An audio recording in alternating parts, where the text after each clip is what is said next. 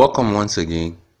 To start our pattern drafting, we'll make a straight line from the top to the down line like that. And that line will actually be our center line. If you've seen most of my videos I made on shirts, you would see the way I make my buttonhole lines, which are my center line. But for this first line I made is actually my center line, while the top line I just finished making will be my shoulder line. So this center line would also be my zip line.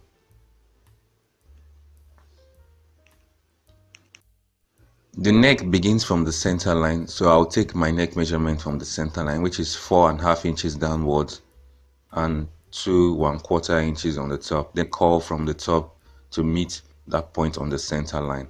After which I will mark out my back, which is 9 inches, come down by 2 inches, then I'll use my ruler to make a slant to that point.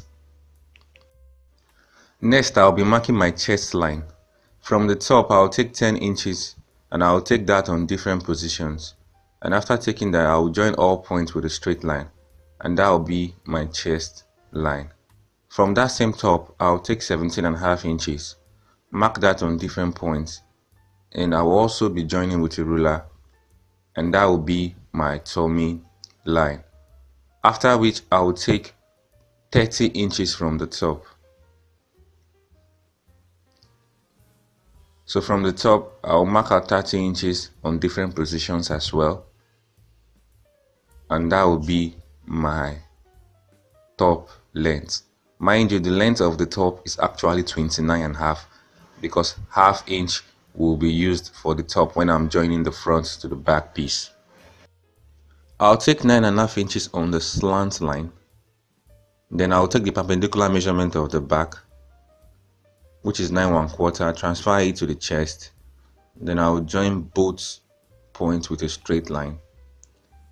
After which I will divide that line into two, which will be 4 inches, come forward by 1 1/4, then use my curve to join the shoulder through the 1 1/4 to the chest, and that would be my armhole curve.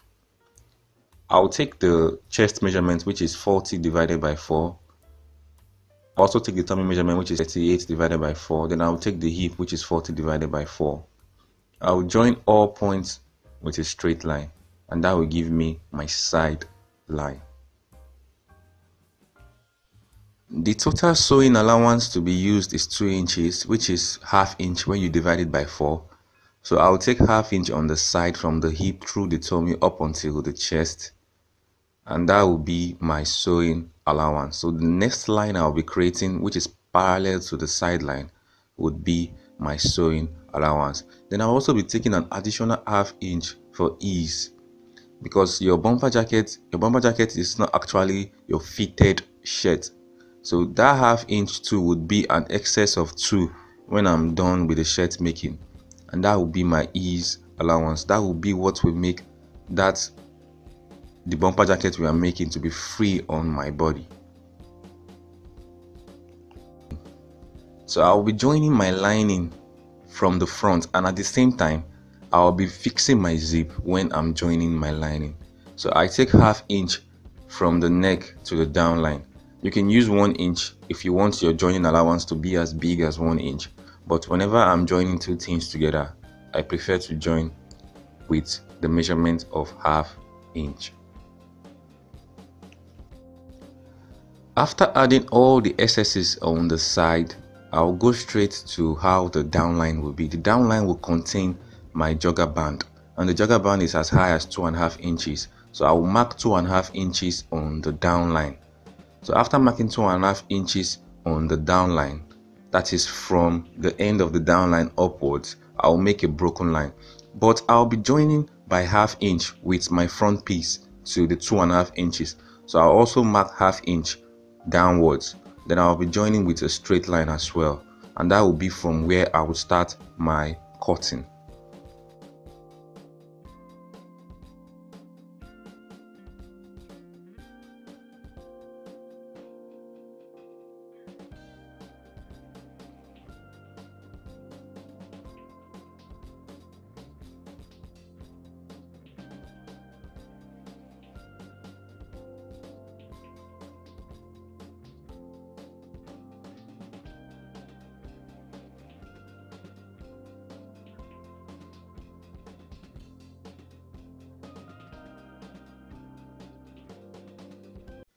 I labeled all the lines I took.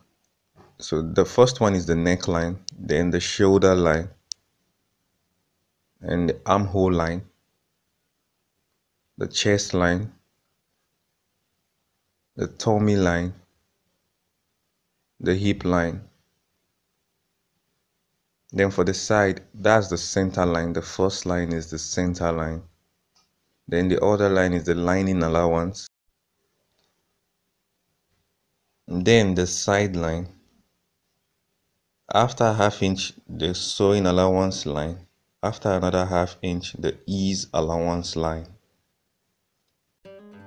To work on the back piece, I'll place the edge of the back piece on the center line of the front piece.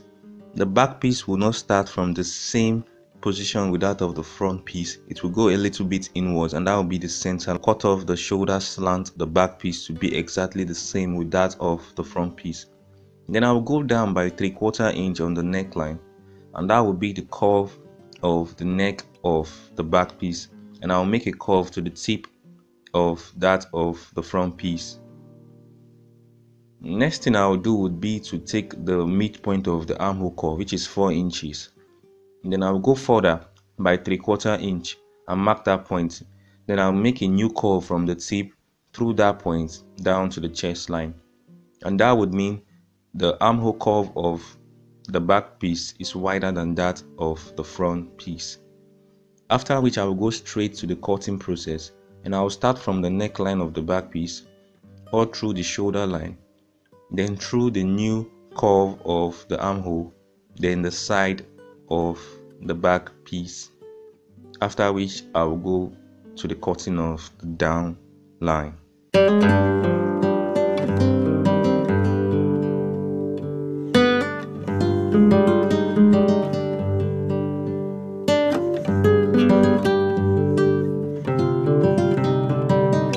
So we've used the pattern paper to cut out the back piece of the fabric.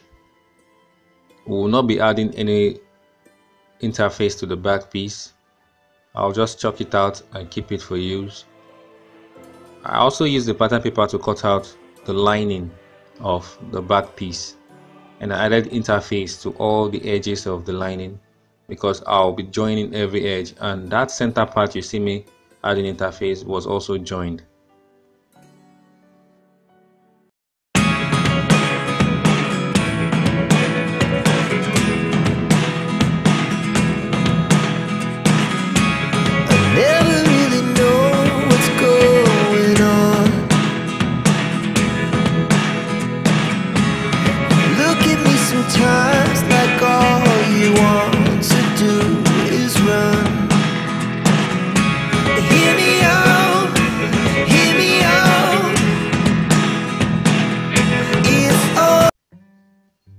I used the pattern paper to cut out the front piece, and the front piece contains interface attached fully to it. The interface that I use is actually called a paper stay. It is very soft, so not the hard one. This is the light interface, so this interface is not as hard as the normal interface. So I'll be going straight to the marking of the pocket, and I'll be marking 7 inches and 3 inches from the buttonhole line. From that point, I'll mark 5 inches. So after marking 5 inches, I'll also take the 7 inches mark I took. So my mark will cross each other, and that will be the spot. Then I'll go down by 2 inches on that line.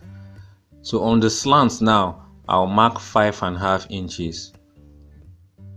I'll be making use of a ruler to join both lines, and that will be the line I'll be making my single welt pocket on. So the next thing I'll do now will be to transfer the position of this measurement to the front piece. So I'll be bending the fabric on the edge like that. I'll bend it diagonally and also vertically, just to get the exact point so I can mark. So I'll make use of my chalk to mark both pieces. I'll do that for the first point, and I'll also do that for the other point. And after getting all the points marked, I'll be making use of my ruler to join both points to get the slant line on the front piece. Because while making your single welt pocket, it will actually be done on the front piece, not the back piece. So I have to make it visible on the front piece as well. I actually did all the markings on the back piece because I don't want the whole construction line to show on the front piece. So only the line I'll be making the welt pocket on is what I actually drew on the front piece. So I'll place both pieces I'll be using for my welt pocket like that. Then I'll make a 1/4 inch stitch from the point down to the other side, and also on the top down to the other side. So as you can see, I made use of black fabric on the down part. I made my 1/4 inch stitch on both sides. I did that for the right and also for the left piece of the front piece. And the next thing I'll do will be to fold it into two and notch the middle. After notching the middle, I'll make a cut to like 1/2 inch before the end point. Then I will slant my notching to the edge of the thread, slant again to the edge of the other thread. Then I will do the same, slant my notching to the edge of the thread, slant again to the edge of the other thread. And on doing this, I would have succeeded in creating an arrowhead on both sides, after which I will turn the upper part totally inwards. So the upper part will go totally inwards, like there will be no folding, everything will just go down. Now for the down part that contain the black piece, I will fold by 1/2 inch. After folding by 1/2 inch, I will now insert it inside, and I will maintain my 1/2 inch folding. So after inserting the 1/2 inch inwards, I'll make use of my scissors to push in the arrowhead on both sides. So the arrowhead on the left and the arrowhead on the right side will be inserted inside by my scissors. So you could see that arrowhead is very vital in the creation of this welt pocket. The part that will be stitched down to make the pocket firm and perfect. First is the arrowhead. You will stitch down the arrowhead and everything underneath it. You will do that for the other side to stitch down the arrowhead and everything underneath it together. Next is the edge of the folding. You will remove the top part, make sure the down part is the only part, and you will stitch that down part to the down part like that. So after doing that, we've succeeded in holding it down. Next thing will just be to stitch both sides downwards to hold the pocket on both sides. I'm done stitching all the inner parts of the pocket. So the arrowhead, I stitch it underneath it together. I did that for the other arrowhead too on the other side. Then I also stitched down the down part of the folded 1/2 inch to the upper part of the inner pocket. And I also stitched the side of the pocket. But I will not be stitching the downline because it will be the length of our borders that will determine what the downline will look like. So I will length of the borders. I will do that on the down part and also on the side, and on those lines I will stitch the downline of the pocket. So I'll just stitch the downline of the pocket on the edge like that, and that will hold it down. So what I did for the left side, I would also do for the right side. Stitch the arrowhead down like you see, then the other arrowhead to stitch it down and everything underneath it, the down part of the 1/2 inch folding of the welt pocket to the upper part of the inner pocket. And I would also be trimming the downline of the pocket to the same length of the borders like I did for the other side.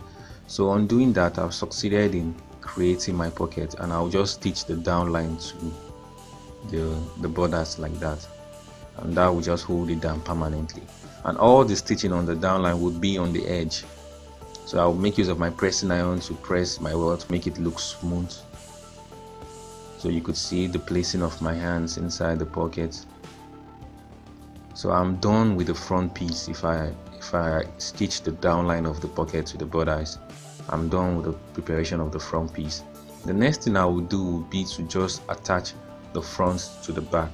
And to attach the front to the back, I will do that by joining the shoulder line.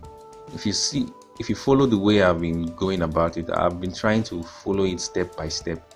So I will join the shoulder of the front for the right to the back piece and for the left to the back piece.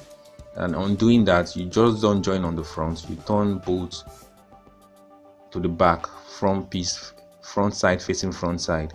So you stitch on the shoulder by a 1/2 inch margin like that, and you do the same for the other shoulder too. We've joined the shoulder of the front and the back piece. That is, we use that median in joining the front to the back piece through the shoulder. You can see the stitching line. So we did the same for the other side too, the left and the right side, and that was how we joined the front to the back piece. Now you will see that both front pieces will overlap each other by 1/2 inch, and that 1/2 inch overlapping distance is what you need to join to your lining. And when you are joining to your lining, you are also joining to your zip at the same time. So if you join your front pieces to your lining and zip, that extra 1/2 inch would disappear. So I've also stitched the downline of the pocket to hold the pocket firm, and I did that for both pieces. I put my hands inwards now, the downline is held firmly, and that's that.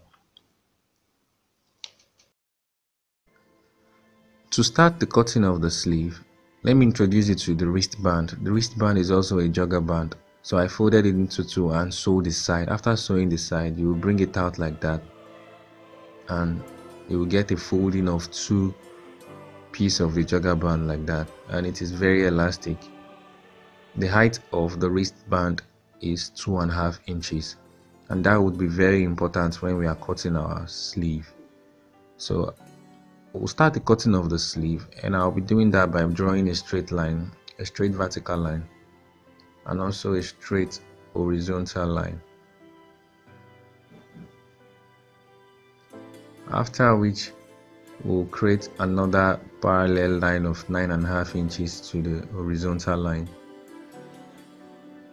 So I'll mark 9.5 inches on different points and use my ruler to join all the points. Now what I have succeeded in drawing is 3 lines. So my 4th line will actually be my sleeve length. So the sleeve length I'm working with is 25.5. If I want the jogger band to reach the tip of my wrist, I will work with 26, but I don't want it to reach the tip of my wrist, so I'll mark 25.5. So for my 4th line, which is my sleeve length, I mark 25.5. Next thing I'll do will be to mark the 2.5 inches of the wristband. That's the jogger band for the wrist. So I mark 2.5 inches. I'm just showing you so that you can understand the whole concept of creation of wrist. Now, after marking the 2.5 inches and drawing a line, I would mark 1/2 inch I'll be using in joining the sleeve to the jogger band. So the 1/2 inch I'll be using in joining the sleeve to the jogger band, I'll mark it outside that line, and I would also rule a line. I'm just showing you where to start your cutting from when you are cutting. And also on the back side, I'll be attaching the sleeve to the body by 1/2 inch, and that 1/2 inch is what you see me marking. So the sleeve will also be attached to the body by 1/2 inch, and everything has effect on the length of the sleeve. So I'll divide the 9.5 inches into 2, mark, come forward by 3/4 inch, and I will mark to the tip of the initial line. I would also be marking 6 inches, and that 6 inches point would be where my curve will end. My curve will end there, but that doesn't mean that has to be my full measurement. From the measurement of my armhole, I will take it on the curve, and wherever it ends, I will add my sewing allowance and mark. It doesn't necessarily have to end at the end of the curve, but sometimes I like to just cut to the end of the curve because I want my armhole sleeve to be in excess.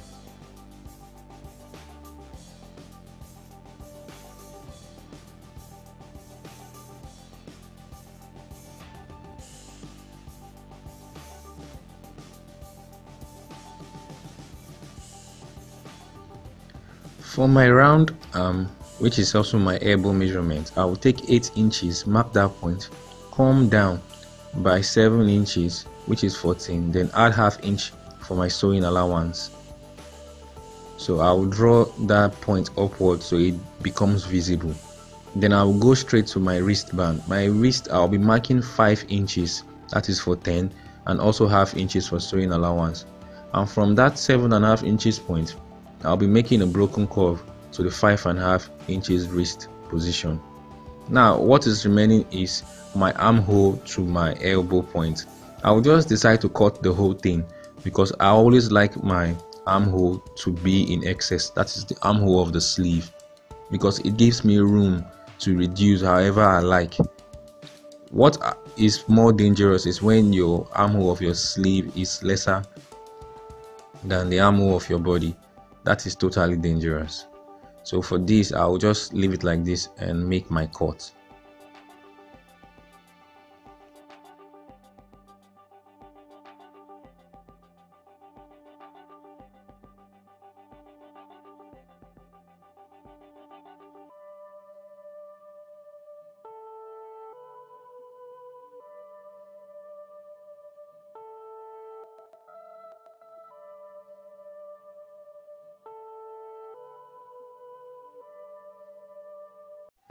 I used the pattern paper to cut out 2 pieces of sleeve and also 2 pieces of lining.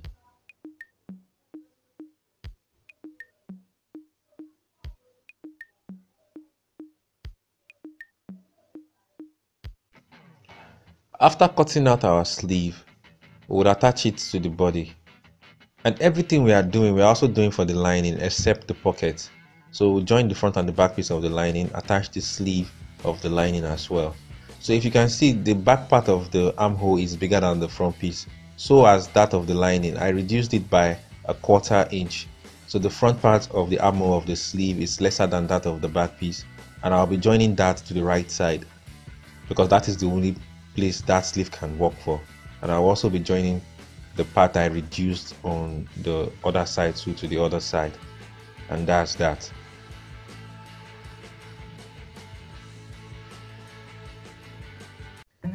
The sleeve is joined to the body and also the side. We join the side from the wrist to the armhole up until the downline, and that is for the left side. For the right side, the sleeve is also joined to the body. We also join the side from the wrist to the down line. Now after joining the side, you will notice that half inch of the left part is overlapping half inch of the right part, and that half inch was taken during our pattern drafting, and that is to account for the lining attachment.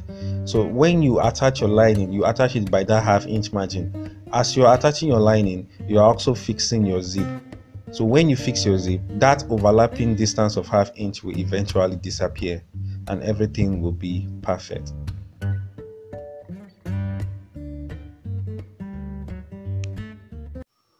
What we did for the outfit, we also did for the lining by joining the front and the back piece and also the sleeve.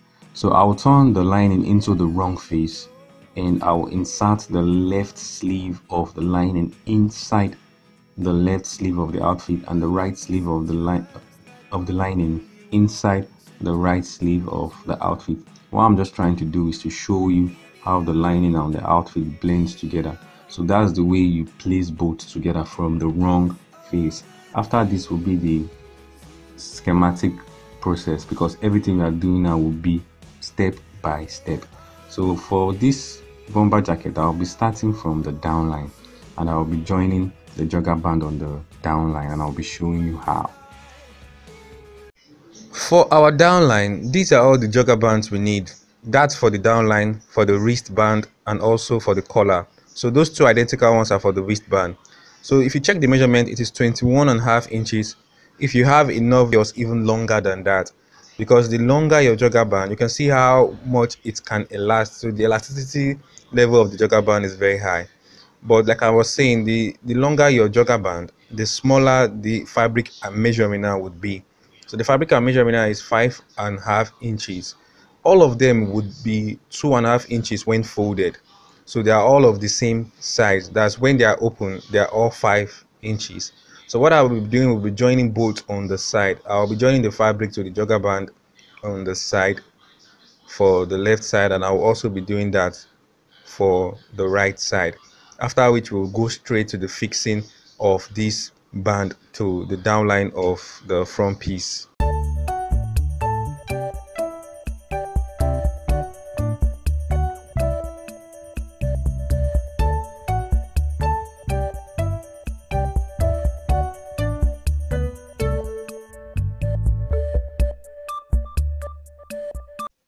We are still in the step 1, so we are preparing the downline. So after preparing the fabric attached to the jogger band, we'll be attaching that downline to the front piece, and the part that contains the fabric will be the part we'll be attaching to the front piece. Only the part that contains the fabric. We will not be sewing on the jogger band for now, so I'll just join both together to the part where the fabric ends on the right side, and I'll join both together where the fabric ends on the left side.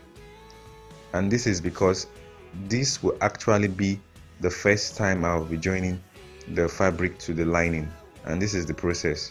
So I'll join for the left side as well. The way I joined the downline to the front piece was also the way I joined the downline to the lining.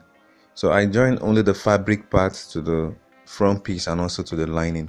So the jogger band is there lying fallow. So we'll work on the jogger band now, and the way we join the jogger band is one stitch holds all. So I'll be joining the jogger band to the lining with just one stitch, and that would mean I will turn it upside down like that, put the jogger band in between the lining and the fabric, and stitch from where I stop from sewing the fabric to the front piece to the other end like that. And while doing this, I'll stretch the jogger band while sewing, because the size of the jogger band is actually smaller than the size of the downline of the outfit. So I'll stretch the jogger band and make a 1/2 inch stitch from one end to the other end. With that one stitch, I've succeeded in joining the lining with the jogger band and also the fabric. So you could see I extended the jogger band when I was sewing. I stretched it. So that's that. So on doing that, we've made the joining of our lining to our outfit, and that is the first joining of the lining to the outfit. The next joining of the lining to the outfit would be the fixing of the zip. So as we are fixing the zip, we are also joining the lining to the fabric on the front side. To fix the zipper, the process is very easy and straightforward. You don't even need a zip footer for this. Just pay attention and follow my lead. First is to place the zip at the end part of the front piece. The end part, I even notch that part just to be sure I know where I'm placing the zip. Then you use the front part to cover the zipper. So the zipper will be in between the front part and the lining. Then you will make a 1/2 inch stitch from the downline to the top. We are done with the right side. We'll fix the zip. So we'll fix the zipper on the right side. Next is to fix the zipper on the left side. My advice is to detach the zip. The zip is detachable. You can separate it and work on the left side. If you're not proficient enough, I advise you to detach the zip. But if you are proficient, you can just go straight to the sewing process. Just place the zipper on the down part. That's the down part. So you use one part of the front piece to cover the other part. Then the zipper will be in between and you'll make your stitch. We've come to the end of step 2, which is the fixing of the zip. After step 2, we'll be going to step 3. And step 3 is the fixing of the collar. So the jogger band will also be a big part of the collar. So I'll be showing you the finished product of step 2. So for step 3 to start, we would be cutting the zip on the upper part, but before then, this is what it looks like after finishing step 2. So you open your zip is also detachable if you want, but we are not interested in that for now. We are going to step 3 for now, and step 3 is the fixing of our collar.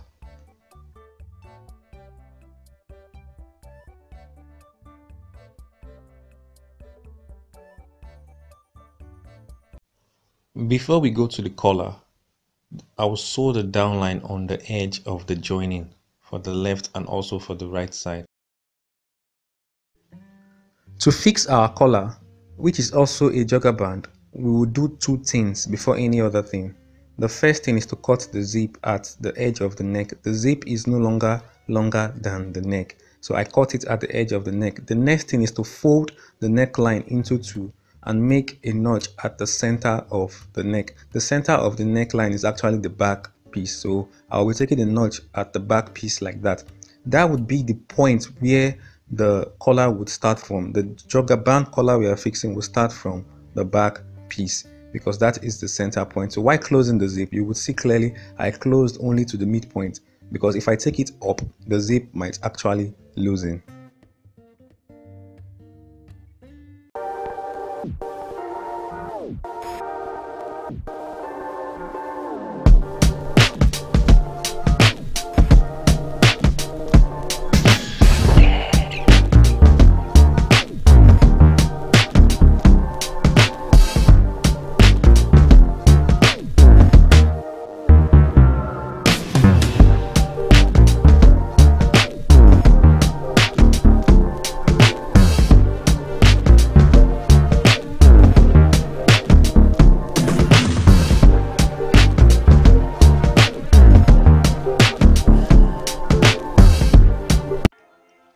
Since we know the center point of the jogger band we are using for the collar, and we also know the center point of the neckline, I'll be placing it center to center. Then I'll make use of whatever holding tool I have, either a pin or a needle, to hold it down. Then I'll go to the point of the zip. You see, the point of the zip is actually the beginning point, but this time I'll be folding it backwards, right face facing right face.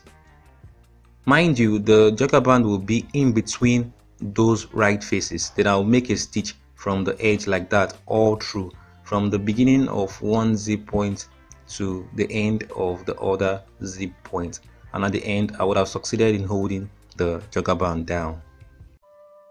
We finished sewing the neckline from one zip position all the way to the other zip position, and at the same time holding the jogger band in the middle.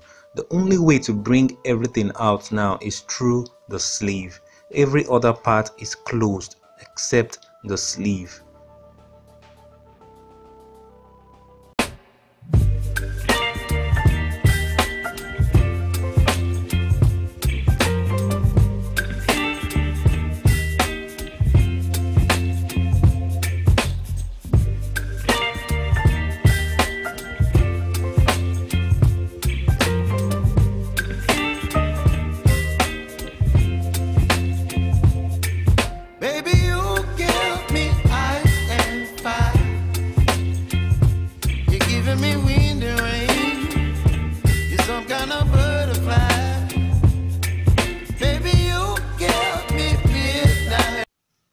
The fourth and the final step is the joining of the wristband.